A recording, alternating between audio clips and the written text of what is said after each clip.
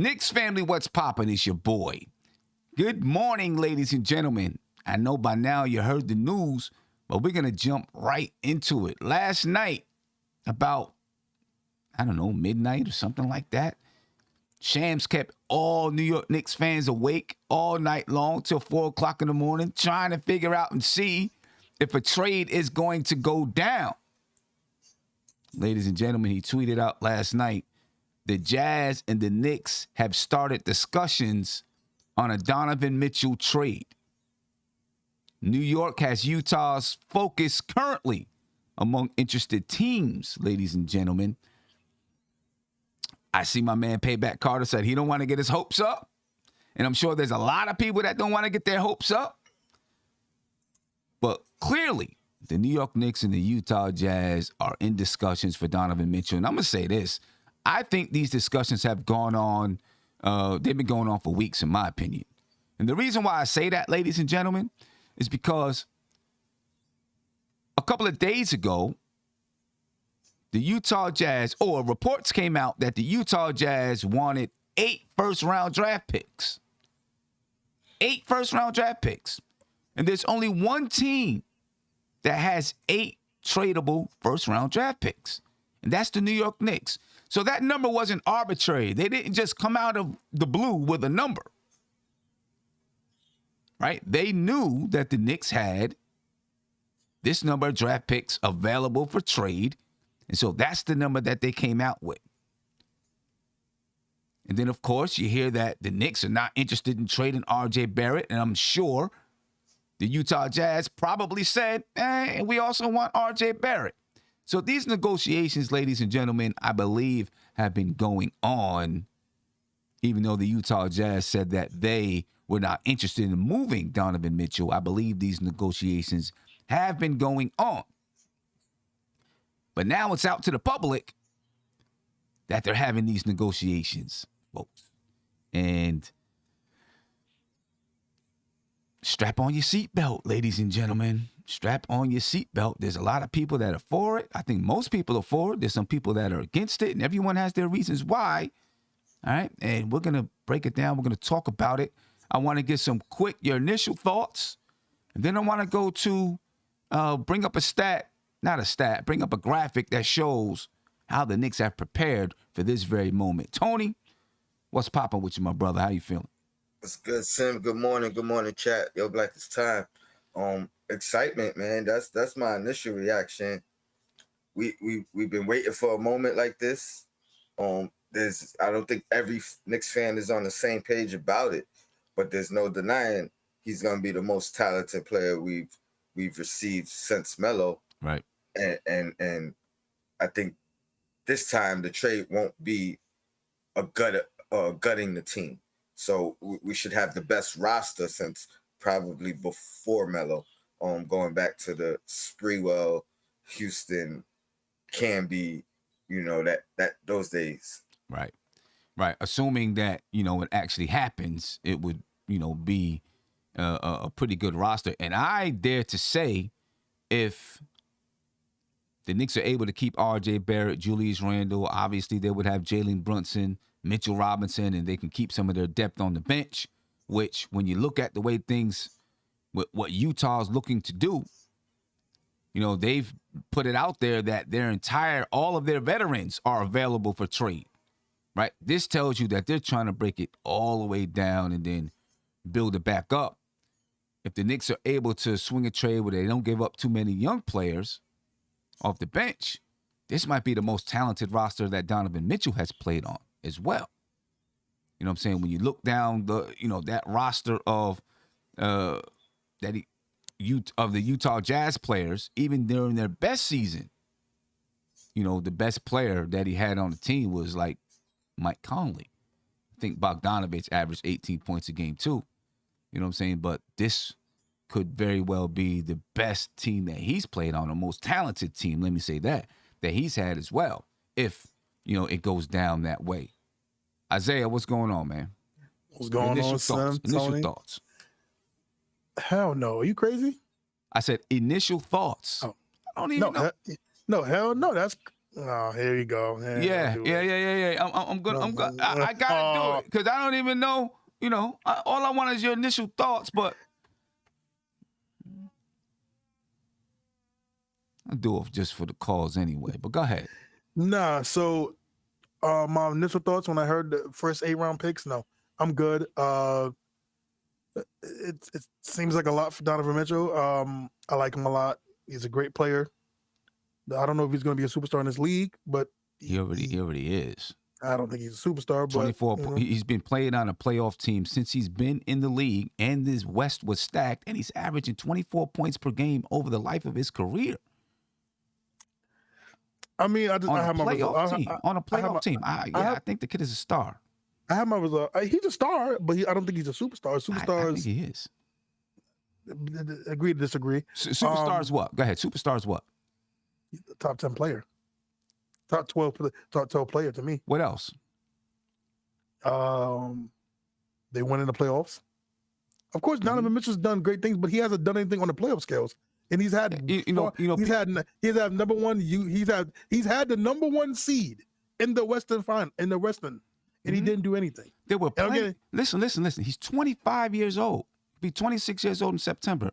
Plenty of players throughout the NBA. KG, Dirk Nowitzki have had top teams and they didn't win. Times where they did not win in the playoffs. But then when they won, oh yeah, they're a superstar. They're a top player this, they're a top player that. It takes time. It's not going to... But 8 first-round picks? Bro. Hold on, wait a minute. Just because they asked for that doesn't mean the Knicks are giving that. Everyone goes crazy because they hear the number. The only thing I did is put together that the Jazz wanted 8-round picks and the Knicks had 8-round picks. It doesn't mean that that's happening, right? So let's not project that that's going to happen. We just know that's what the Jazz presumably asked for. It's a starting point in negotiation. Exactly. That's what, we can't hit the panic button over that. You can't hit the panic button. I hear you guys, but it's just, to me, right, it's just, this is hey, what's going on, Andy? This is the big thing for me when it comes to... No, we're going to talk about it. Andy, introduce yourself. Yeah. Andy, what's going on, man? Your initial thoughts to what up, guys? What up, Sam, Tone, Big Bubba? Yeah, your initial thoughts to the Knicks and Utah entering into trade talks for Donovan Mitchell. Yes, and well, I'm happy they're talking because they're doing their job. So that's good.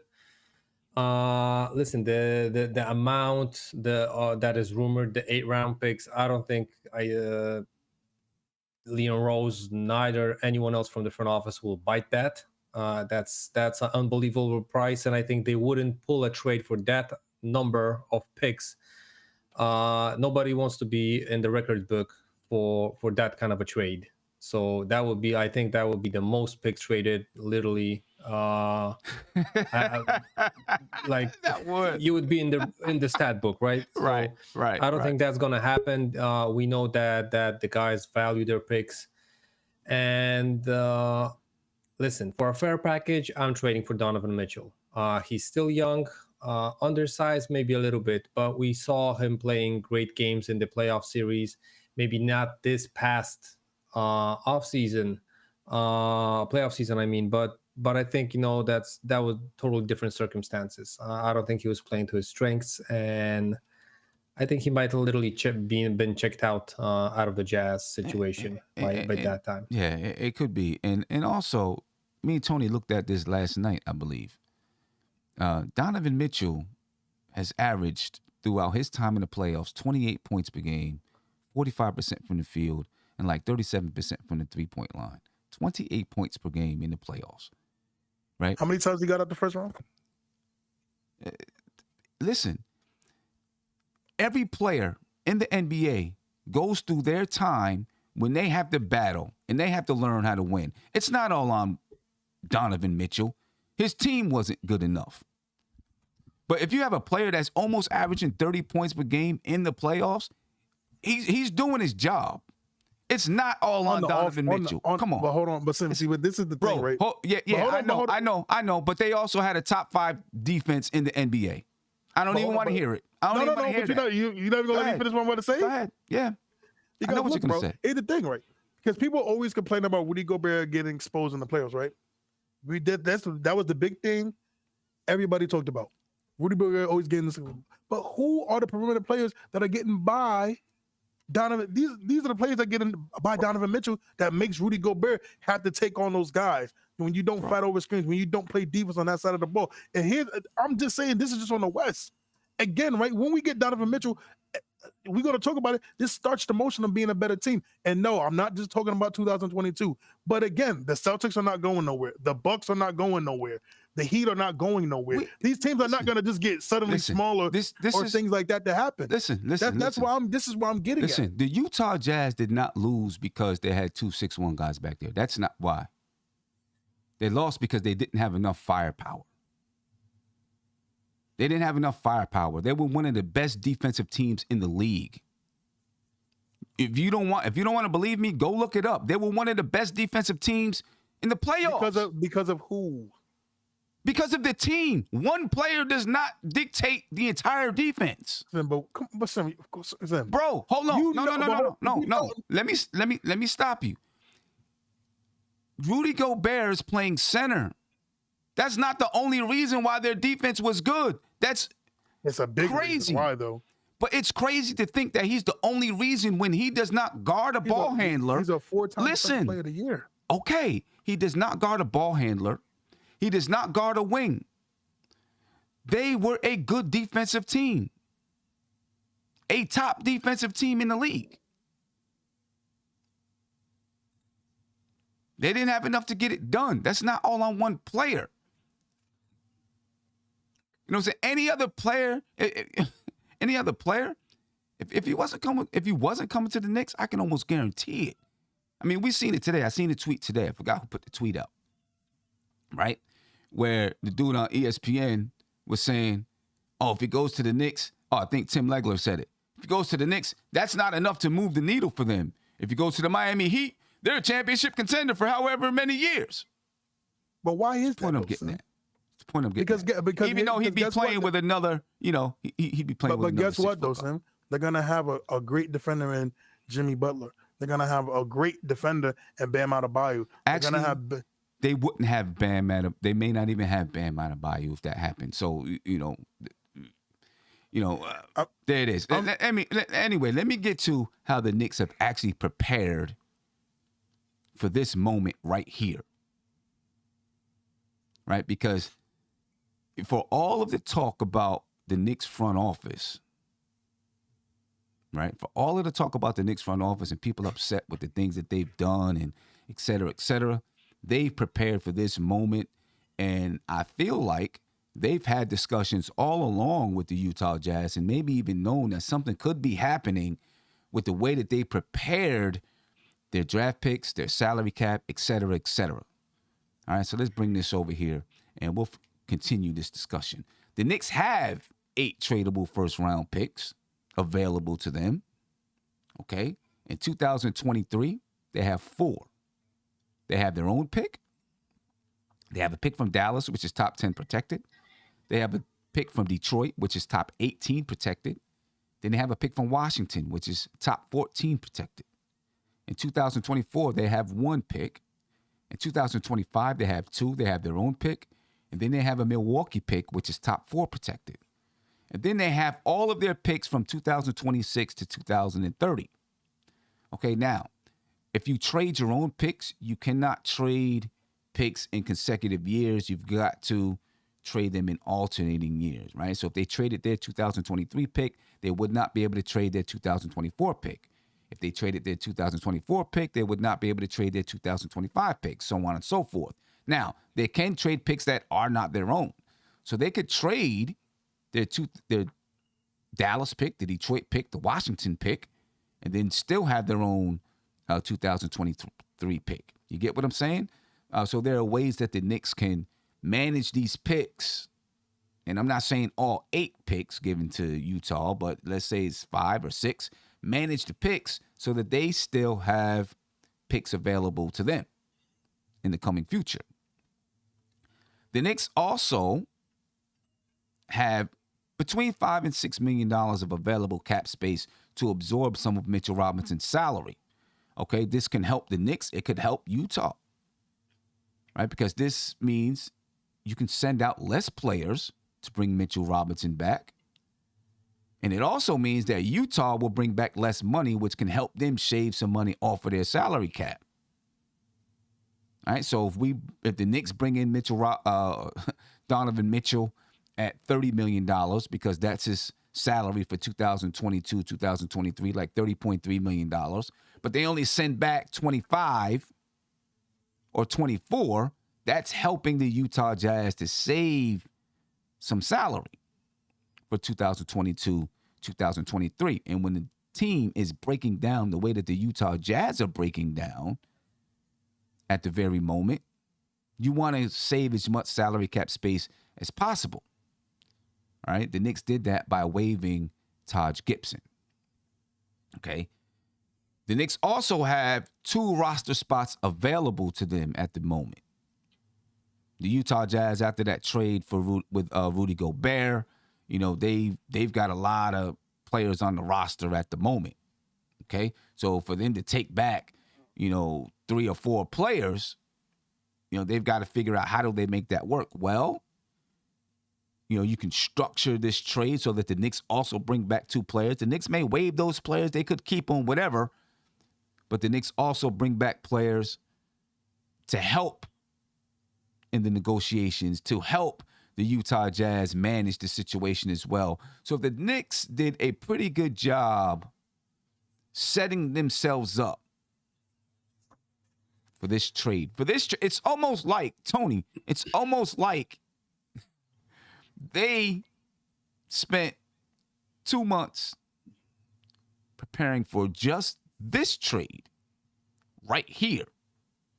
When you look at the way that the Knicks set everything up, it's like they prepared for this one right here, right now, for this very moment. Will they come through with it? That's another question. You know what I'm saying? But they did the work. They did the work beforehand. I always talk to my players. We talk about getting positioning on the floor. You want the basketball, things like that. I always tell them, do the work first. Then you can get the ball. Do the work. If you do the work early, it's easier to get the basketball. It seems like that's what the Knicks did. They did the work early. Now they set themselves up to be in a good situation when it comes to this trade. Any thoughts on that? Not even about just how Donovan Mitchell would fit with the Knicks, but the front office and the way that they prepared for this. Tony, I'll start with you and I'll come around. I think you hit it right on the head. I think they've been preparing for this moment. Mm-hmm. I don't know if it was necessarily Mitchell, Donovan Mitchell or bust. I think he was their probably top priority or top of their list. But I think they've been setting themselves up to make a move for whomever became available if they're interested in it. But we've heard the talks about Mitchell for years now, so I know he was top 2, 3 on their list. And they did a great job, man. The front office, I think, at some point, the recognition is gonna set in because they've been. It looked like they were reserved at times, unwilling to take a risk. That was one of my big things. I want to see them take a risk at some point, and this is the type of risk that that I was talking about. So right. So if they could pull through and figure it out how to make it work, I'm gonna be happy. And I think they're gonna be in the conversation for executive of the year or front office of the year or some kind of accolade behind it or recognition behind it. Yeah, they could be. Andy, your thoughts? Front office. How they handled this. Yeah, yes, I agree with you guys. Everything that they did, and I think you could go even back. Just signing Fournier, signing Burke, signing Noel. those contracts were fair, and even if not, they were contracts that you could flip, and there wasn't that much of a risk. If they don't pan out, you could just add them as salary fillers to a trade, and I think that's really important. We can maybe think that they didn't have to trade Noel and Burks to the Pistons because maybe they could be used in this trade, as far as the Donovan Mitchell situation. But they probably didn't know what's going to be the situation with Donovan and the Jazz, so they decided to make the move for Jalen Brunson. That's why we had to trade these two guys, right? And that, listen, maybe that was the first thing that they do, and that might have pushed Danny Ainge and to a situation like, listen, they got at least some assets that we want, because we won't be able to trade just for straight out 8 picks because the salaries got to match. If they, get out and trade and make, for example, if we would trade Fournier and Cam, even Cam, because I think Cam is a key piece here. Probably where we're going to, talk about the trade packages. I'm going to explain why. He's a key piece here because he's the perfect salary filler in that kind of a trade. Because if we want to go with Randle as the main piece, his number still needs to add to Cam's to make the money work. Yeah. As far as I see it, Fournier's contract is the best one to trade alongside with Cam. I don't think the Jazz are going to take a contract like D-Rose. They already done that. They already waived him. They already paid him the money not to play for the Jazz. If they did it twice, that would be hilarious. Yeah, but just one thing. I think they would take it just for business purposes, even if he doesn't play there, because it's it's an expiring contract. Yeah, and that's why I wanted to add the same situation with Cam. One, he's young, they don't have to extend him. Maybe he's going to pan out, and they're still going to need those 12 bodies to go through the season. Let's not act like they're going to take like 4, 6, 8, whatever the number picks, and they're going to play with picks, because those are not players. You still need bodies. So even if they want to go to the Scoot sweepstakes, the Victor sweepstakes in the next draft, they still need to go through this season. And I think, guys like Fournier, guys like D-Rose, they might just get him, the whole Jazz team, through the season without, winning that many games as they wish. Yeah. And Sim, just to add on the Danny Ainge thing, because, people are saying, oh, Danny Ainge is going to fleece every trade and stuff like that. Maybe. But listen, guys, he's in the front office job over 20 years. He has one chip to prove that. I'm not saying he didn't make mistakes, but let's not act like he won every and each trade that he made in the NBA. Right. Yeah, no doubt. Big Bubba.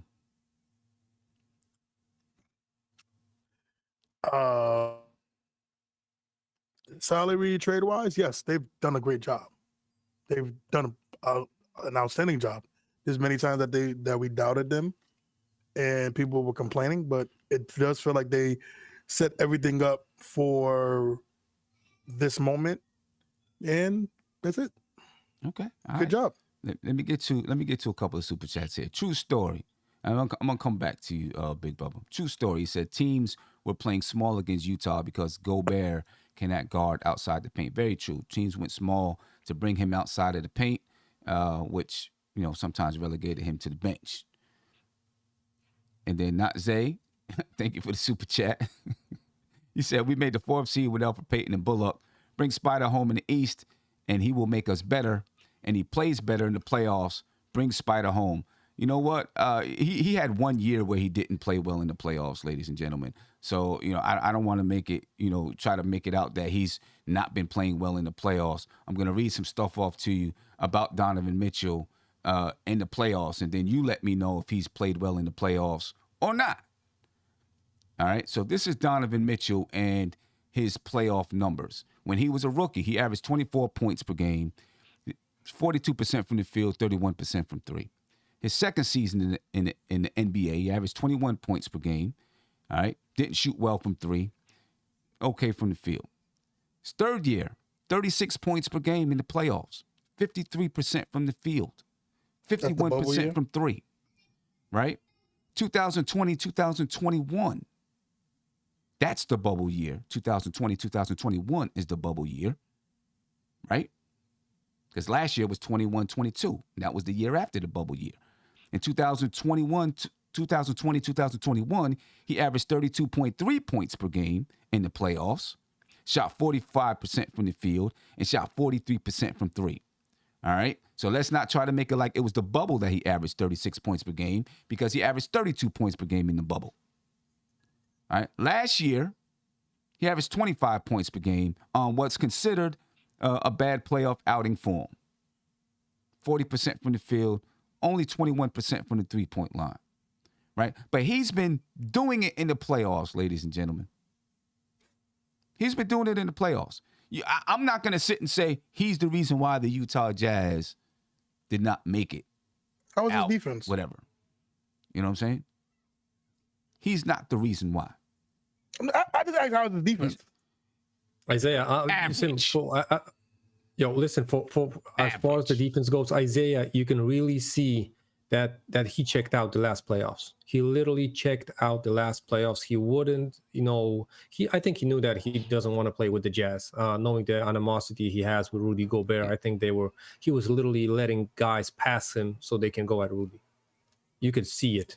So because a guy doesn't like a guy, he's gonna give up. Yeah. I mean, that's what happened with the Knicks last season. So that's Listen. 25 points. That's the guy. So that's the guy you want. That's the guy because he hold on, because this, and I'm not trying to come at any, but so we're saying because a guy doesn't like a guy, he's gonna give up and let his guy just go past him. I'm gonna say this. That's what we want. I'm gonna say this. Let's take a look at Steph Curry. No. Why not? No. We're not doing that. Why? We're not gonna. No, because he's a generational talent. No. He doesn't have to play Exactly. He is a generational talent. He is a generational talent. And how long did it take before he was advancing in the playoffs? No, answer my question. Or even get into the playoffs. Answer my question. How long did it take before he was? So answer. He got drafted in 2009. He got injured probably, I think, 2010 or whatever. They got into the playoffs, 2012? They lost to the San Antonio Spurs that made the finals. They lost to great teams that made the finals. No. Hold on. I'm asking you, don't put all of these, they lost to this team that made this, because every team advanced past the team that they played, right? Did they win or not? Because that is exactly what you're putting on Donovan Mitchell. Did they win? I'm asking you, did they win or not during those times? They were lower seeds and they didn't win. No, they didn't win. They did not win. But hold on though, Sam. But hold on. So this is the part where I'm confused, because again, we can't, don't put Donovan Mitchell and Steph Curry. It's not about comparing the two. Okay. It's not about comparing the two. But what it is about is if Steph Curry was in this situation that Donovan Mitchell was in, you would be saying the same thing about him. If the Knicks were trying to trade for him at this point in time, you'd be saying he hasn't won in the playoffs and he doesn't play defense. That's what you would be saying. Steph Curry? Yes, that's exactly what you would be saying. Sure. If it was that point in time, oh my gosh. It was if you're gonna tell me, I mean, it's the same thing. It's the same thing. I mean, when you look at his career playoff averages, similar numbers. 24 points per game. Obviously, he's a generational player. He does what he does, but he went through a point in time where he was not considered a generational player. He went through a point in time when he was not winning in the playoffs or his team was not making the playoffs. I'm not saying that Donovan Mitchell is going to be Steph Curry. I'm making the comparison only because they went through similar points in their career where Steph Curry was not making the playoffs or was getting eliminated from the playoffs. But now we see the end goal of who he is. And if it was back then, people would be saying the same thing, I believe, about the Knicks and Steph Curry. Oh, you're going to go get this guy. He's been injured. He hasn't won. Small. I mean, I don't know. Tony, Andy, you agree or disagree about that? I agree 100%. And I just want to put a chat up. Somebody saying Sim stop. He's nowhere near Curry. But if you're listening and you're paying attention, he's referring to Curry pre-championship. Right. He's referring to Curry perennial playoff team. He's referring to Curry pre-Steve Kerr. And there were question marks about Curry at that point. There was questions about his injuries. There was question about his defense. He wasn't considered the best shooter of all time. I can't believe we're doing this right now. Are these things facts, or are we making this up? It's all facts. It's all facts. When Mark Jackson came out and said, "I have the two best shooters in NBA history," were people agreeing with him or looking at him like he was crazy? When he made that statement, at the time he made that statement, was he looked at upon as crazy, or was everybody like, you know what? He does have the two best shooters. So to catch your question, where does Donovan Mitchell rank right now? So you gonna ignore my question? I'm sorry, I was on the phone. I couldn't hear. What was your question? I couldn't hear your question. When Mark Jackson came out and said, "I have the two best shooters of all time," was he looked upon as crazy? People said he looked crazy. Or was that a factual statement at that time? People said he looked crazy, but he saw what he saw. So that's all we're talking about. Curry at that point. We're comparing the numbers and the careers at that point. Right. We're not talking about this is pre-championship. But I just want to know. But I want to know where Donovan Mitchell ranks for you. Where does he rank? No, but listen, but I'm asking. No. I'm asking because the reason why I don't want you to deflect from it, because we started this conversation right here, this particular conversation, and not comparing the two players against each other, but comparing the points in their career, comparing the points in their career and what you would have said about Steph Curry at this point. Because in the first year of his career, they were 26-56, the Golden State Warriors, right? The next season, they're 36-46, okay? Obviously, Steph Curry was going through injuries. They get Mark Jackson, 2011, 2012, they're 23-43, right? The next season, boom, they turn it around, they're 47-35, right? Eliminated in the first round. They hadn't been making the playoffs up until this point. Eliminated in the second round. All right. The next season, 2013, 2014. All right. Eliminated in the first round. 51-31. Okay. Up until this point, he's been in the league since 2009, 2010. Right. So you're talking about 9-10, 10-11, 11-12, 13-14. You're talking about 4 years in the league. Right? I mean, sometimes it takes a while. And if after his fourth year in the league, the Knicks had a chance to sign him, you might have been saying, he's a small guard. He don't play defense. He has an injury history. He hasn't been able to win for his team. So my point is that it's not just about Steph Curry. They were able to put a team around him. It's not just about Donovan Mitchell. I don't believe the Utah Jazz put a strong enough team around him. And if they trade him, let's hope that the Knicks can put a strong enough team around him. But hold on, so this is my thing, right? You want to know the big difference between what you just said about Steph and Donovan? What? Donovan Mitchell's had good teams. He's been on the number one Western Conference That team. doesn't mean that you're always going to win. No. Just because you have the number one record doesn't mean that you're the number one team. He's had number one team. Right, but okay. So up until this point, he's had a great coach, and he hasn't done anything. Okay, so up until this point, talking about Steph Curry, 2012, 2013, 47-35, a really good team. They lost in the semifinals. Right, 2013, 2014, 51-31. The Utah Jazz have not been better than 52-30 with Donovan Mitchell on that team. The Golden State Warriors, 51-31. They lost in the first round to the Los Angeles Clippers.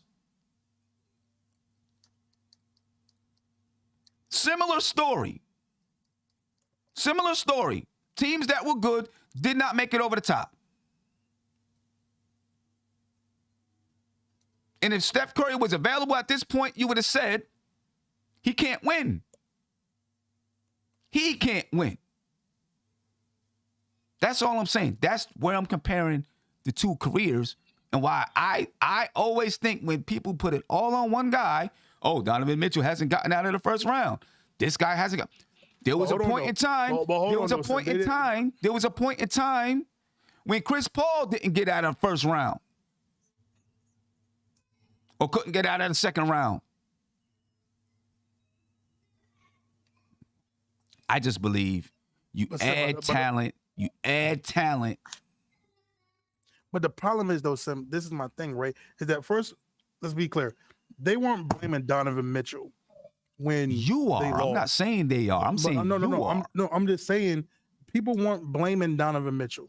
All these years, and people can't deny this. Rudy Gobert was the reason why they lost. But if you take a deeper look at it, when we look at the game, and I know you look at the game, you realize the perimeter defense was trash. And Donovan Mitchell's part of that perimeter defense. We have to talk about this. And then when people say, hold on, Tony, when people say that Rudy Gobert gets exposed, and I'm not justifying everything because it's not all on Rudy Gobert, but when people say Rudy Gobert gets exposed in the playoffs, they fail to mention that those players get past who? Donovan Mitchell and some of these other guys on that team. And I'm not blaming it all on Donovan, but what I'm saying is that see that's the thing right there. You keep saying Donovan Mitchell. You keep saying Donovan Mitchell and everybody else. Of course, players are going to get past Donovan Mitchell. Your best guards, your best defensive guards in the NBA are going to have players get past them. I'm not saying he's a great defensive player, the greatest defensive player that ever played a basketball game and all that kind of stuff. I'm not saying that, but I'm not putting it all on him, especially when they had a top 5 defense in the league for the last however many years.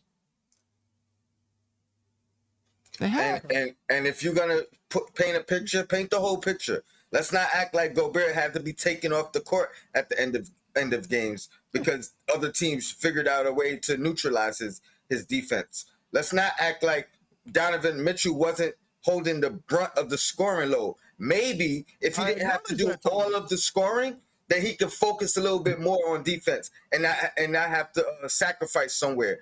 Let's not act like he didn't need help offensively, and he still showed up every night and put in some of the best playoff performances we've seen at one of the youngest ages that we've seen it from. Come on, man! There's question marks for sure, but he will be the best player on this team and the best player we've had. In I don't know how many years. And can I shout out my man Legion of Knicks? He said Donovan had no help on offense. This is Legion agrees with you. And my thing is this though, Isaiah. You bring in Donovan Mitchell, it doesn't mean that it's a finished product. You got Donovan Mitchell. I'm assuming that Julius Randle is still on the team because Utah's not going to take back long contracts, right? Hopefully you still have RJ on the team. And I mean, like I said to Tony last night, I'm not going to trade RJ, right? Because it makes no sense to me. My goal is to, try to put the 3 together. And then you look at your team. You play for 2 or 3 years because that means you got RJ Barrett. Because if the Knicks are able to trade for Donovan Mitchell, you can guarantee that they're going to quickly give RJ Barrett an extension, right? So then now you're putting your team together. Now you're saying, okay, we're going to look at these 3 guys for a little while, and then we're going to make a decision about how this works. It's not going to be a finished product, right? You bring in the talent, and then you figure out how you make it work. So either you have to make more trades, you have to trade a player so you can get in this player, whatever. But he is a superior upgrade in talent for this basketball team. No one's okay. Because of course the chat's trying to go in on me today, which okay, that's fine. I'll be that guy today. I'll be the Guillermo today. It's fine. Here's my thing though, right? Because I'm thinking about the future. Okay, we got Donovan Mitchell, and I'm banking on RJ becoming good, right? My thing is, I don't know if that's enough, and I don't know that who are we gonna get because if you do, let's say you do the picks wise, right? Let's say you do the pick wise. Mm-hmm. Okay, you trade all your picks. How are we gonna maneuver this? Well, now we're banking on Obi becoming better. We're banking on quickly becoming, which I hope they do. But I'm just saying that when you get all these guys, I still don't know that's going to be better than the Bucks. I don't know if that's going to be better than the Warriors. But see, this is where I don't think you understand. We have to think about this because if we want to win a championship, this is what we want to do. I know, but it's not a finished product. It's not a finished product. You have to take time for it to marinate, but you get better. You get better, right? You get better. You bring in Donovan Mitchell, you get better. Then you survey your team. What do we need to take it to another level? But you got to add the talent to get better. The team as it is currently constructed is mediocre and will remain mediocre. You need that next guy. Donovan Mitchell could be that next guy. And then you look at your team and say, okay, now how do we go even farther? How do we get even better? Like, that is how you build the basketball team. It's not going to be a finished product. You're looking at it and saying we bring in Donovan Mitchell, it's a finished product. It's not. I didn't just say that. I'm thinking about the future. I know, but what you're saying is, how do we compete with the Milwaukee Bucks? What I'm saying is, you're not worried about if you're competing for a championship with them or the Eastern Conference Finals with them in 2022, 2023. You're bringing in Donovan Mitchell. Maybe you say, okay, maybe we are too small. Maybe we need to move Jalen Brunson so we can get a bigger guard. Like, that's how you build. You got to get the talent in and then figure out what to do with the talent. But if you're devoid of talent, and I'm not saying we're totally devoid of talent, but we don't have that kind of talent. And about the draft picks, you're not trading all your draft picks. You're not even allowed to trade draft picks in consecutive years. So you're not trading all your draft picks. You're still going to have draft picks. You know, it's a tense atmosphere, ladies and gentlemen. It's just not for this guy, man. Not him. Did for who? Did for who? Who then? Who? Tell me who. Tell me who. I'm waiting. I'd rather have an opportunity to get a big guard. We don't know because again. Well, tell me who. I'm asking you to tell me who. Okay, we do the who, but each year, consistently, it's been somebody always wanting out. We don't know. Okay, so tell me who. Tell me who you think they should try to pursue. If they were available, just hypothetically, if this player was available, this would be the guy. I mean, in my kind of world, I would prefer a Kawhi Leonard kind of guy. I would prefer those kind of guys. Yeah, hold on, you can't just Kawhi Leonard, but Kawhi Leonard is. I mean, Kawhi Leonard is often injured. He's how old now? And how he gonna play in a walking boot though? Right? I mean, I'm kind of over the whole Kawhi Leonard thing. Back a couple of years ago, yeah, I'm kind of over it. Now he's getting older. We're talking about a 25-year-old player who has not reached his prime. And Sim, just to add, I want to correct Isaiah because I think he doesn't take this salary thing into aspect. When Julius Randle contract, kicks in, RJ extension kicks in, we are literally going to be capped out. We won't be able to go each summer into free agency and straight up sign a guy. Yeah. So when we have the ability to make the move, we got to make the move. And I think this offseason, maybe next offseason, we could wait till next offseason to make that move. But after that, we're going to be without these players and capped out. So it's this offseason or next offseason until those contracts kick in. Yeah, and then you have the ability, if you need to make trades, to improve your roster, you probably can get some draft picks back. I mean, if one thing this front office has showed you is that they know how to get draft picks. Yeah. They find a way to get draft picks. If they haven't showed you anything else, they can find a way to get draft picks. Steph, what's going on, man? Fireworks going on after 4th of July. Sam, shout out to you. I'm the bad guy today, Steph. I'm the bad guy today. Isaiah, you're not the bad guy. I was content. I cut on YouTube. I saw you guys. I was content to just continue writing my notes, listening to the podcast. Then you started acting up. I said, "Oh my God, now I'm gonna have to go on the show." Isaiah acting up. Spanking time. But appreciate you, Sam, Tony, Andy, Mark, Isaiah, my brother. It's all good. It's all good. Listen, I think some of the concerns are fair about a small backcourt. Definitely. I think it's fair. I think it's fair that, Donovan Mitchell, needs the ball in his hands, Brunson too, but no matter what star you get, they're going to need the ball in their hands. So that's just what it is. But I agree with Sim. You get the talent first. You have to be very intentional about the roster you construct around them if you got two small guards. So it's possible, but what's the rest? Remember with the Carmelo Anthony trade, what did the Knicks do after the trade? And I think that's what has to happen. The front office still is on the hook if they make this trade afterwards to continue the rebuild. Because look, you bring Kawhi, the Knicks here, instead of Donovan Mitchell, the Knicks still need more. No matter who you bring in, the Knicks will still need more. And it's up to the Knicks to continue building the team. But yes, to be fair with that though, right? Let's just say hypothetically, it's Kawhi that comes here. You need less with Kawhi than you would need with Donovan, because you could just put RJ at the 2, put Kawhi at the 3, have Randle at the 4, have Mitch at the 5, and have Brunson at the 1. That's a team. You can't tell me that team can't go somewhere. Listen, to me, I think you focusing on the wrong things. You focusing on height. Oh, because we got Kawhi and he's a little too, then we're gonna need less. No, you still gonna need the same amount, because who you got backing up them players? Who's your bench players going to be? There is work to do on this roster, no matter who you bring in my opinion. But Steph, here's the thing, though, right? Yes, I'm talking about height, because guess what? Guess what team won? Guess what teams were in the finals? Teams were height. Guess who guarded the other team that was 6'10"?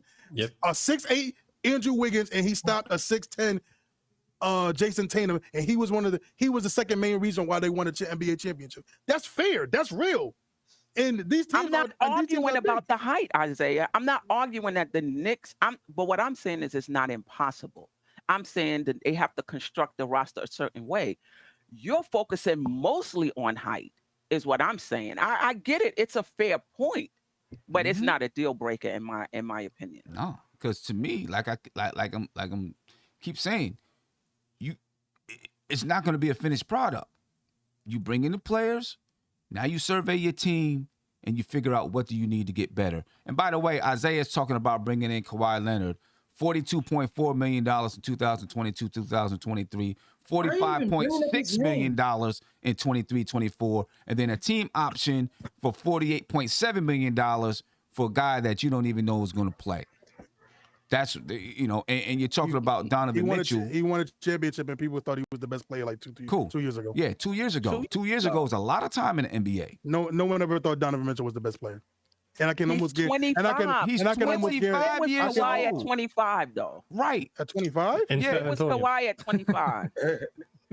How does he was playing with the? He's playing with the Spurs. He was playing with the Spurs. Winning championships? With 3 Hall of Famers. Winning championships? Huh? On the backs of 3 Hall of Famers. He did his No. He was not on Isaiah, come on. You worried about the wrong thing. You worried about the wrong thing. And don't worry, Mark is gonna be on your side. So I do know that. Different reasons. Stop yourself. Hold on. Let me. What I'm about to say. Hold on. Let me. Hold on. I see you in the chat. Yeah, I see you in the chat. Let me jump in here. Hold up, Mark. Let me jump in here real quick, and then I'll come around to you so we can, All right, go ahead. So he said Kawhi Leonard was winning championships when he was 25 years old. Actually, he wasn't. Okay. All right, he wasn't. Okay, so that was one of his best seasons. That was kind of his breakout year. All right, they lost to the Golden State Warriors. That's when he got. Is that when he got injured? Huh? That might be the Zaza year. I don't know. They lost to the Golden State Warriors. Yeah, that's when he got hurt. He got hurt. He got hurt, son. Okay. He got hurt. Cool. The next year, they lost to the Golden State Warriors again. He was the first round. He did. Right. 2018, 2019, they lost to the Denver Nuggets in the first round. He wasn't playing then either. Right. He was hurt a lot of the time. You know what I'm saying? So now, okay, cool. So then there you go. Now you're talking about paying all this money to a guy that's going to be 2019, what happened? Tim, why is Kawhi even a topic when he's a coach? It was a hypothetical. It was a hypothetical. I mean, I'm just, talking to Isaiah about, just his thought process when I'm asking him to name the players that you're trying to get. You know what my thought process is, son? Because I can see Donovan is not even an issue. He's not even an issue. Okay. The issues are 2 extra players. It's going to be RJ Barrett and it's going to be Julius Randle. Nah, because, I don't think so. No, listen to what I'm saying. You bring in Mitchell, you bring him in, right? there's still going to be a ceiling because we got to see what RJ can be. If his ceiling goes up more, our team's ceiling go higher. Right. If Randle plays up to par, our ceiling be a little more higher. Right. So if you're going to invest another $100 million into RJ Barrett, he has to become someone of some significance for this team to ride. Because even with Donovan Mitchell, he's not taking us that far by himself. Not at all. Right. So those two extra players, because we have them here, we don't know if teams are going to trade for Randle. That's another problem because of his money and his contract. And if teams value him, which teams don't value him like that, we think that teams, but they don't. So if we have Brunson at $100 million, we have Donovan Mitchell at third, where he's getting right now. 30 million. Yeah. I'm saying with RJ, you wait till next year to pay him, see what he is this following season. Okay. Let him play it out. If he plays up to what you give him what he deserves. Now Randle, he's going to play out this contract until he does bad. He does bad to find a way to trade him, but he's here to. As long as Tibbs is here, he's here. Tibbs is going to ride with his guy. And listen, let me jump in here. When you talk about their contracts, right? Donovan Mitchell, his contract ends, I believe, 25-26. Yeah. Right? Julius Randle's contract, I believe, ends 25-26. I believe they both have, let me see, Donovan Mitchell's contract, there is a player option in 25-26. Right, so that's when it ends. $37 million. He may not re-up on that. He may believe that he can opt out and get more money. Yeah, that's what I'm saying. He's going to re-up on that. He's going to opt out and get more money. Okay, and then Julius Randle has a team option. A player option in 25-26. His player option is $29.4 million.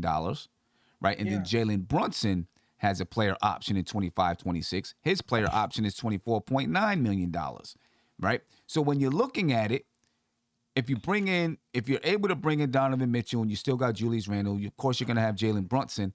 All of their contracts end in the same year. So now you got this timeline right here. 4 years. It gives you some kind of structure and outlook to your team. We have this timeline to see if we can make something happen. If not, we're going to move on from it. And then, of course, you'll probably structure RJ's contract to end in 26-27 or something like that. It's not even that soon. If RJ don't play up to par, he's going to ask for. He just seen his peers get absorbent amount of money. Mm-hmm. He's going to be the odd guy out because as long as we have Donovan Mitchell, this team's going to have to improve. So if the player's not improving, one got to get shipped out for another. Period. No. Because Donovan Mitchell now, once he come here, he's the de facto main guy for the next couple of years. Yeah, no doubt about it. No doubt about it. The other two suspects, the ones that got the money, they have to play to par now because we got someone that can do some things for us that we need. So again, this next 4 years, I would say I'm gonna give this team 2 years. I'm with you. I'm giving this team 2 more years because again, we got next year to figure out if we get Mitchell, we have to figure out the first year. So it's however it goes, you're gonna live with that season. The next year, that team has to have some movement, some togetherness. That's what I want to see. Togetherness. I want to see the sacrifice. Ain't nobody bigger than nobody. Right. We have to. If you wanted to win a championship, you just look at how Steph Curry and that team how it operates around that guy. If Donovan Mitchell can't get the other guys to operate him, that's a problem. Yeah. That's the only way you're going to win games. I hear you. Let me get to this super chat real quick. Matt Shaw, thank you for the super chat. He said Donovan is a number 2 and can't be a number 1 for a team. Randle is a 2 or 3. A backcourt of Mitchell and Brunson is a small duo. Will it make the Knicks better? Absolutely. However, we need more pieces. And that's what it's all about. You make the team better, and then you figure out how to get better from there and how to continue to grow. You know what I mean? I just don't think you can pass on. No, you can't do that. Pass on them, man, especially if you have the resources to get them. And you may not bear your whole cupboard. You may still have some things left. I say the four first-round picks is great for a 25-year-old that's putting him 25 plus a night. And you put him in a situation where he wants to be it's been 2 years since he didn't want. As soon as the COVID hit, he wanted out because that was a spooky situation. He could have died. So when you start thinking like that, your psyche just want to get away from that person because he almost killed. Let me get around. So let me get around. Let me come to Tony. I think he had his hand up. Then I'm gonna come to Steph. Go ahead, Tony. I just wanted to go back and say to Isaiah, the phrase "a bird in the hand is worth two in the bush" or better than two in the bush. Yeah. It's that thinking. We have the opportunity now to grab somebody. You can't wait and miss out on the opportunity, looking for a better opportunity that we don't know is going to present itself. Yeah, he's on. So grab him now if he's available, and you can make it happen and figure it out as you go. You know what I mean? And that's all we're trying to say. It's not worth not taking the opportunity and waiting for something that may not come up later. You know what I mean? We took an opportunity with Carmelo Anthony. What did I get us? Wait, Isaiah. But that wasn't the issue. It was what they didn't do afterwards, in my opinion. That was the Isaiah, issue. Or they could have just waited and he could have. He might not have. You can't take those chances. Yeah, and Isaiah, with that whole thing, I keep telling you, I keep telling people say, oh no, Carmelo Anthony was, he was just bluffing. He wasn't going to Brooklyn. Carmelo Anthony was going to another team because he wanted to make sure that his contract was grandfathered in because they were going into a lockout season. He was going to make sure he got his money, right? He was going to make sure that he re-upped his contract and got his money. So he was going to another team, whether it be the Knicks or not. But it wasn't that trade that set the Knicks back. It was the injuries, and it was the injuries. Number one, it was the injuries. And them trading and them getting rid of and not bringing back players and them firing Mike Woodson. Why would you fire Mike Woodson? It was. But the big thing for me, and then we'll move on from them and come to Steph, was when they amnestied Chauncey Billups, signed Tyson Chandler. They could have kept Chauncey Billups, waited till his contract expired, and then signed Chris Paul outright. Different story. Different story altogether. And you know what's crazy, Sam? Even say we got Donovan Mitchell, we have him for the fun max. He's on the fun max. Say if he doesn't pan out in the next 4 years, he's going to be 20, 29. You can trade him if we don't want him no more. You trade him and get them draft picks. Simple as that. Steph, so we got him at a pivotal time. Yeah. We got him at a time to make us so relevant where we can contend and look like a competent team. That's what I want to see. Yeah. I want to look like a team with an identity. It's hard to watch the Knicks from a night-to-night basis when they're not playing a certain way they're supposed to. It's excruciating. Yeah, let me get to Steph. Go ahead, Steph. One, I don't think, well, my first point is, like you guys said, two years from now, if another star comes up, you could trade Randle then. If RJ hasn't ascended the way you wanted him to, but he's improved some, he can be the base of the second trade to get a star. So you can get off of those players later on. Yeah. Same thing going on with Boston. There's been talks. Boston said no, but if a superstar came up, they could put Jalen Brown in there if they wanted to. You know what I mean? So it's the same thing, with RJ. And then my second point is Mitchell hasn't even reached his ceiling. I don't think we can say he can't be a number one yet.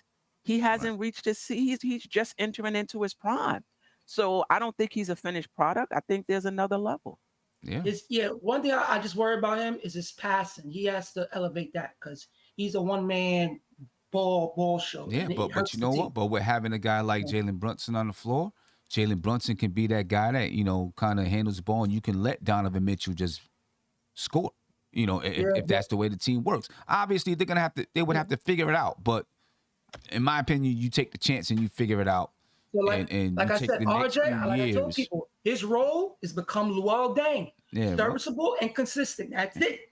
Okay. But you get the talent in, you figure it out over the next couple of years and see what you can do. And with the contract, the way the contracts are structured between Julius Randle, Jalen Brunson, Donovan Mitchell, and again, Tony. They did a great job. Tony, I'm telling you, the Knicks had their eye on this ever since Leon Rose came here.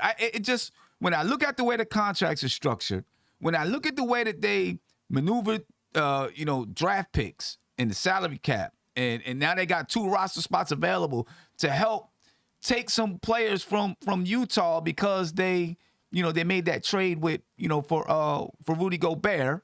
Yeah. Like, for the last couple of years, I feel like this has been the Knicks. This was their goal. This is what they was trying to do. That's what Danny Ainge does, Tim. Like, when he goes into anything new, he rebuilds. He gets rid of everyone and rebuilds. Yeah, so that's what Danny Ainge does. Yeah, but I'm talking about the Knicks though. I'm talking. I feel like the Knicks had this right here in mind. You know what I'm saying, for the last couple of years. And they may have had Jalen Brunson and Donovan Mitchell in mind for the last couple of years. When I look at the way things went down, I sent out a tweet like 3 o'clock in the morning, right? You look at Rick Brunson. They hired Rick Brunson, right? Obviously, you already know the connection between Tom Thibodeau and Rick Brunson. And then, Leon Rose and Jalen Brunson and Leon Rose's son and Jalen Brunson, right? Derrick Rose and Jalen Brunson. They signed Jalen Brunson. You look at Donovan Mitchell, right? Johnny Bryant from the Utah Jazz. Johnny Bryant and Donovan Mitchell have a good relationship. Walt Perrin was brought over from the Utah Jazz. And Walt Perrin, if you read about it, was the main scout pushing for the Utah Jazz to draft Donovan Mitchell. He was the one. He put his neck on the line to say, get this guy. You know what I'm saying? Obviously, we've been seeing in recent weeks about Emmanuel Quickley and Donovan Mitchell. I don't know if they had a relationship beforehand, but we know they got a relationship now. But believe it or not, through a friend, Jalen Brunson and Donovan Mitchell have a little bit of a relationship, and they're familiar with one another besides just the basketball court. And then, of course, he's a CAA client, Donovan Mitchell. $480 million in contracts. When you start to look back at these things, you say, maybe this is something that the Knicks, Leon Rose, had constructed in his head about these two guys, with the way that they put pieces in the organization that would have those two guys feel comfortable about coming to the New York Knicks. Mob ties. We'll see. That's what it is, Sam. Mob ties. CAA Mafia. It's the new symbol. We will see what it is. Go ahead, Isaiah. I love it. Real quick, Isaiah, because I gotta get out of here. I just wanted to say, Yo Black is time. Shout out to the chat. Sim, keep doing your thing. I appreciate Peace you, Queen, man. International Andy, keep doing your thing. Mark, love the energy. Big Bubba, you need a theme song. Not all right. He got his theme song for today.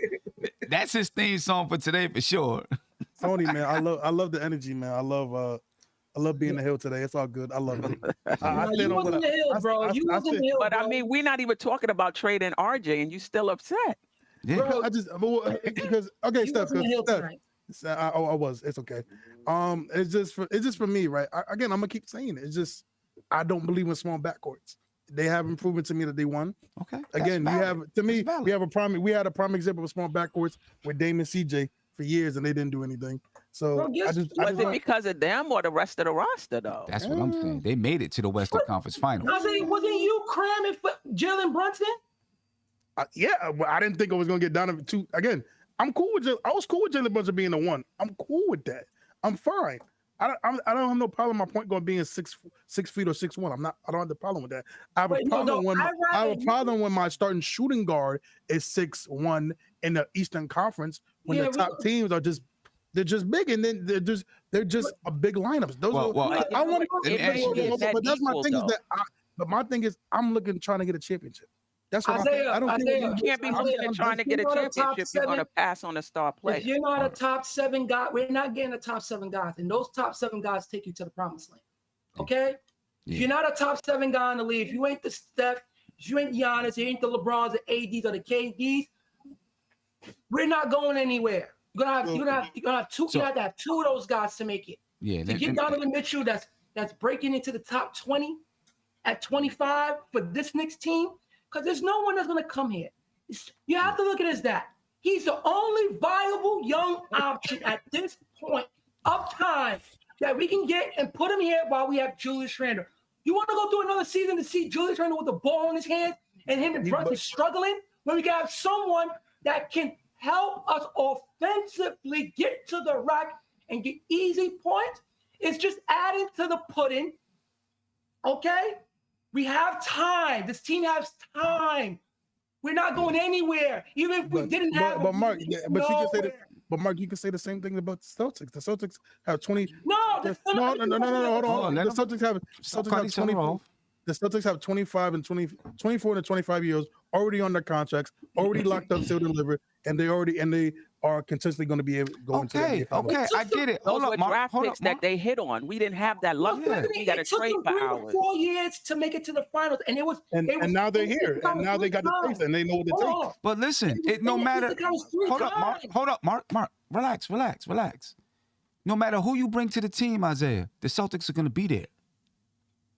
And there's no guarantee, no matter who you bring, Kawhi Leonard, DeMar DeRozan, Giannis, there's nothing that's saying you're definitely going to beat them. Right. Giannis and the Milwaukee Bucks didn't beat them.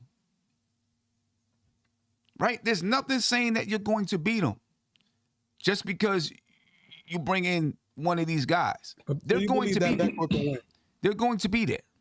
We could bring in KD and we're not going anywhere far. That's no. Problem because if the Celtics is healthy, if the Celtics is relatively healthy from they start out to their bench, they can go back to the finals again. They're that good. Go ahead, Andy. Yeah, listen, guys.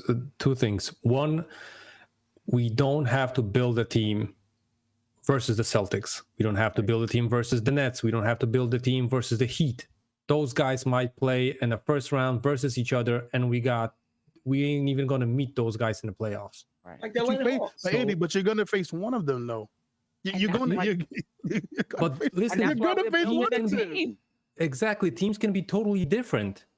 Totally different. Imagine, for example, the Boston team. They're not going to be healthy in the season. They're going to be a 6th seed.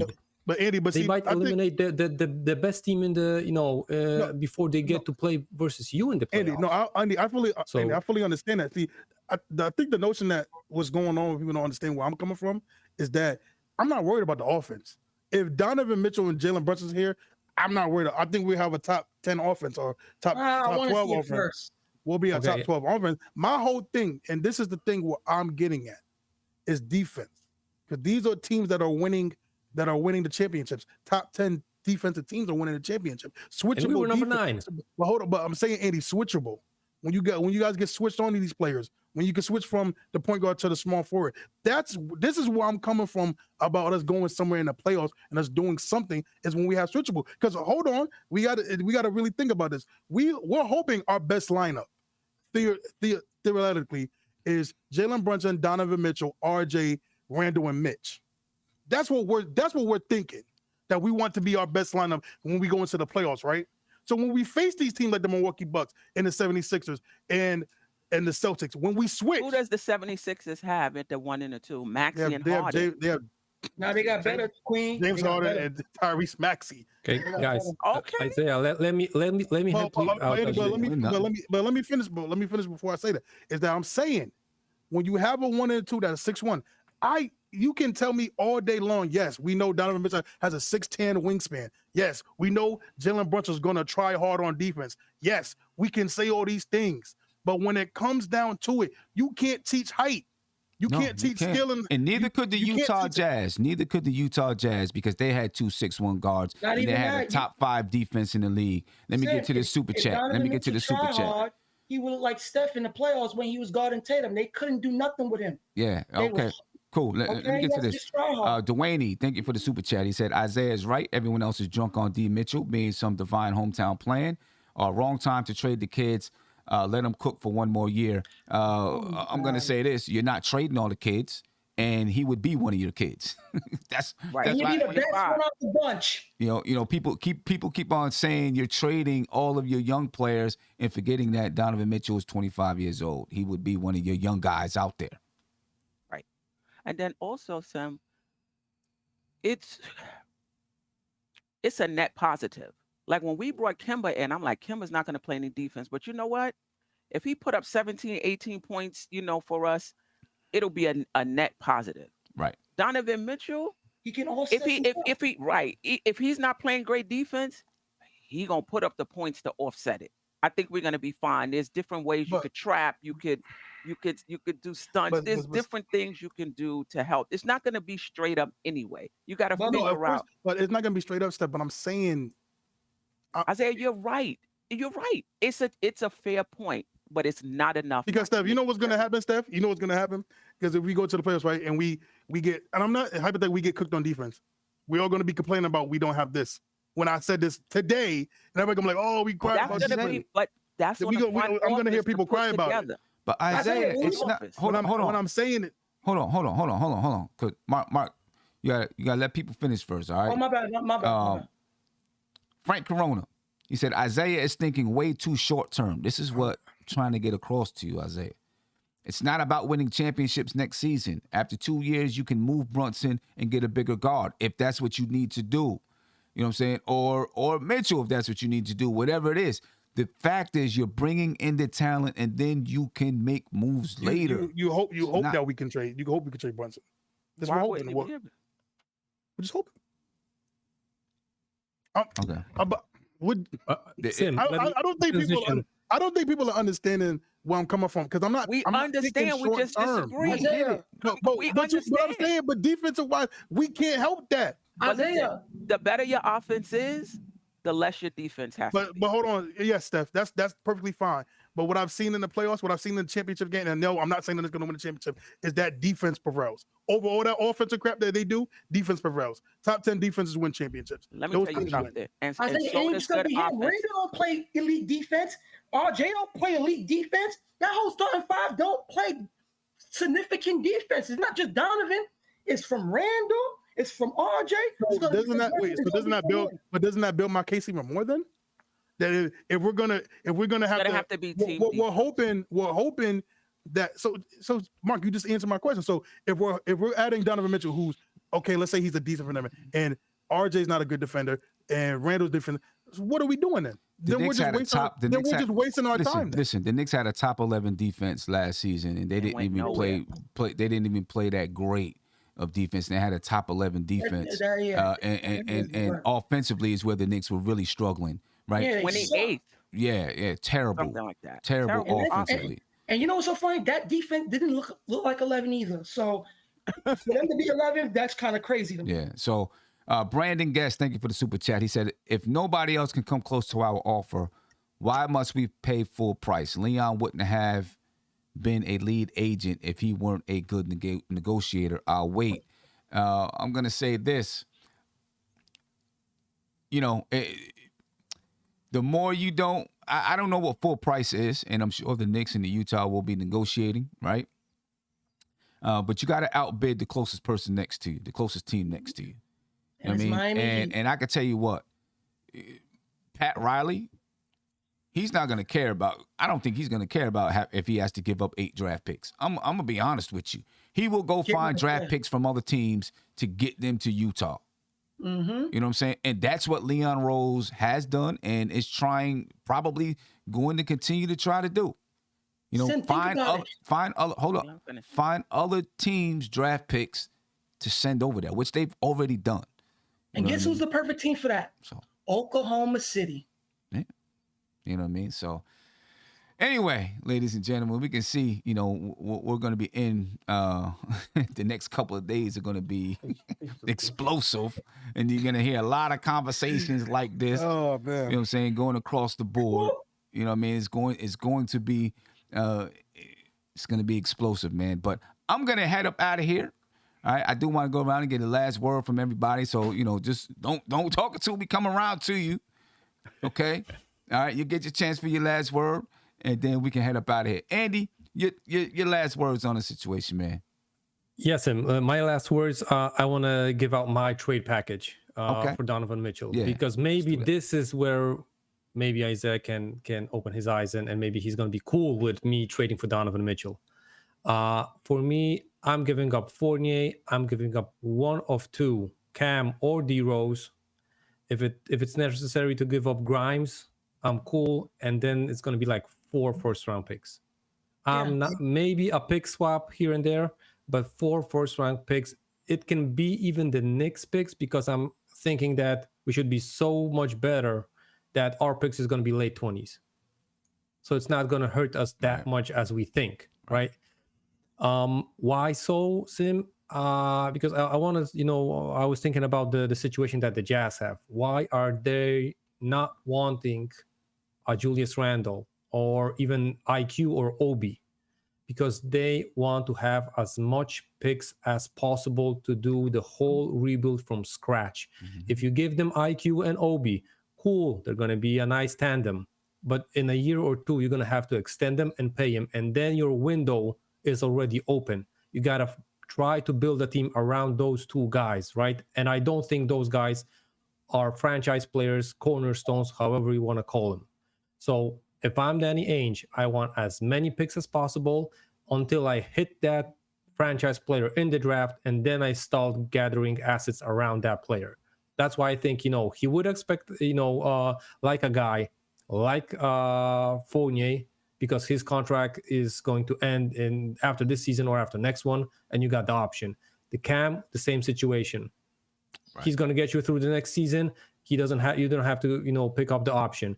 D-Rose, same thing, and he fits the money.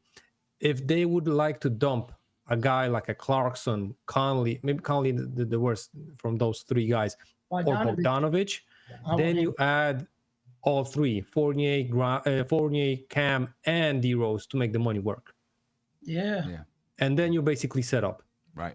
So that's my thing. And Isaiah, for that trade package, my question is, do you make the deal? Because I'm not sending RJ there. I'm not sending Fournier and Randle. I'm keeping the rotation intact, keeping all the bench problem almost, right? Because Cam wasn't in the rotation. Fournier, is going to be subtracted, but we're going to add Donovan in his place, so we don't lose there, and you keep the bench together. So I think it's a win situation for the Knicks. Do we bring if you have to, if you have to, if they're willing to, if they they want to get off that contract, you can go that way and just add D-Rose there. Yeah, because I would swap him for Evan Fournier because he's a way better player than Evan Fournier. Yeah, but you're getting Donovan Mitchell instead of Fournier, right? Yeah. So I think that's a good thing. And just for the chat, because I see Rob All is saying Beverly can get traded till August the 30th, if I'm correct, because he got traded this on draft night, I think. So he has you can pull the trade till August 30th, if I'm correct. Andy, so I'm sorry, how many picks? Let's say it's going to be 4 picks unprotected, and you can even add 2 swaps. Okay, and then who are we giving up?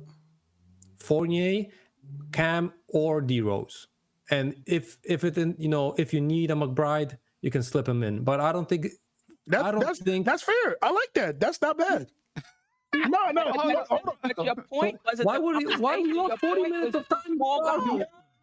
Wait. Is it the compensation or that they're small? Right. So right. Yeah, so hold on, but if an hour of arguing about the size, but then you say, "Oh yeah, I'll do that." But hold on. But if there's no choice, and wait, hold on, before everybody kill me. I'm saying if there's no choice of us trading for him, and that's gonna happen, and that's what we're gonna do, then that's what I'll be comfortable with. I wouldn't like it, but that's something I'll be comfortable with. Oh wow. Okay. But I'm just saying. Okay. I don't want Donovan Mitchell personally. Okay. But you guys should let me talk this is the choice, we lost 40 minutes of time. Right. but if we had a choice, then that's what I would do before the chat kills me. But that's what I'm saying. You know something, Isaiah? I was thinking like you for a little bit when it came to Donovan Mitchell, but I was just looking at the Knicks. It's like, just don't want to go through another year watching the Knicks bumbling and not doing what they're supposed to do and not having an identity. Bring me the young stud.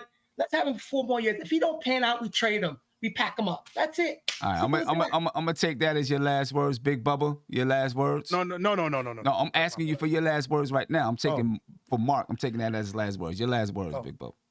Last words, man. Great show today, Sim. I was the hell today. I've heard a lot of things today. And, unfortunately, Sim, I think it's going to be my last. So, psych, I ain't going nowhere. I don't care what y'all say. Honestly, though, me personally, if this happens, which it looks like it's going to happen, I'm a Knicks fan first and foremost.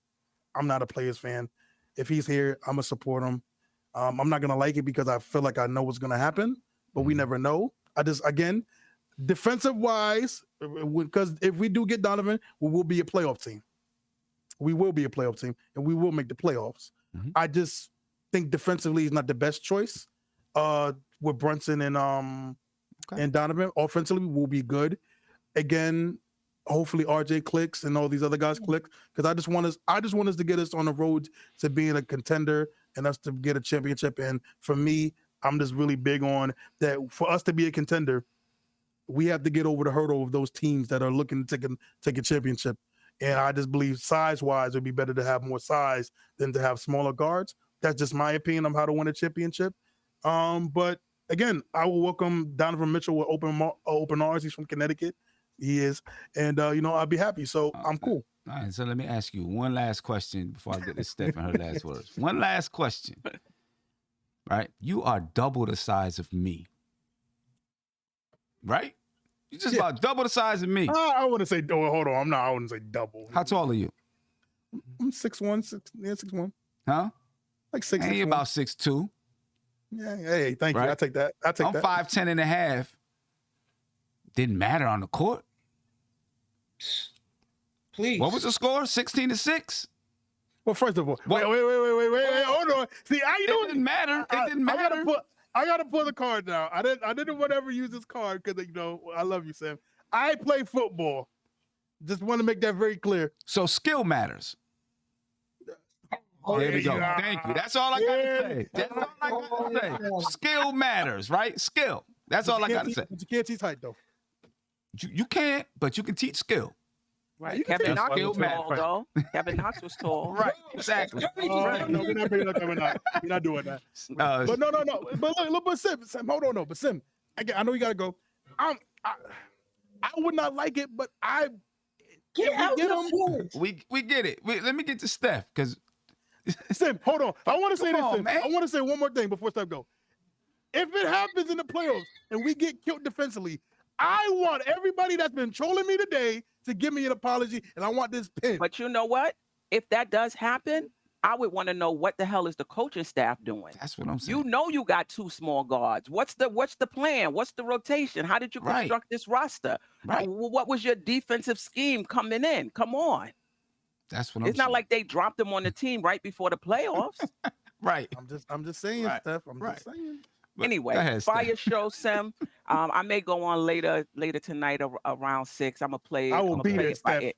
All right, then me and Isaiah at 6 o'clock on Dope Soul. But this is a fire show. And Andy, it's been a long time. Appreciate you. Mark, been a long time. doubt. Andy came in the worst episode where everybody pissed off. I'm pissed off, and Yeah, no doubt. Ladies and gentlemen, everybody, Andy, Steph, Zay, Mark, Tony, I appreciate you all for joining the show. I ain't going nowhere anyway. We're going to have a lot more. I'm pretty sure we're going to have a lot more to discuss. If and when it happens, it's going to be a whole, another thing with it. I got practice tonight, so if you go on at 6, I'm not going to get home until, what time is practice? 6:30. I won't get home until like 8 or whatever. And then, of course, the Knicks play tonight. If you want me to, that's flexible. If you're sure you're going to be on, I can wait. Because it's a flexible. Yeah, I'm flexible today. And the Knicks play tonight at 7:30. Oh, the Knicks. Yeah. Oh, I gotta get that in right. That's right. That's right. They play at You doing the 7:30. post game tonight? Yeah, I'm gonna do the post game tonight. Hey, so I got a prediction. I should be able to make the post game. And the Knicks are right now number 1 in the standings, even though they took that loss. So if they beat Orlando tonight, without Bonchero, yeah, if they beat Orlando tonight, they should be playing for that Summer League championship. If they win tonight, right? So you know what we got to pay attention to tonight? If Quentin Grimes don't play, there you go. Hold on, Sam. Right. Now, I'm gonna say this right now. If Quentin Grimes don't play, we gotta say goodbye to that boy. He gone. Man. He won't be in there's the a bigger trade. chance him scoring 24 points. Is there, though. That's a good He won't point. be in the trade. Yeah.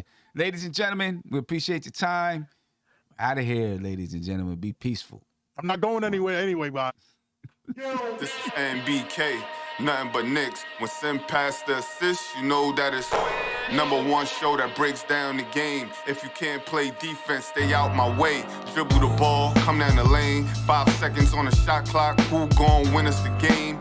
You wanna hear Nick updates and trade rumors? Post-game reviews, this the place you tune in. So tell a friend just to keep the ball moving.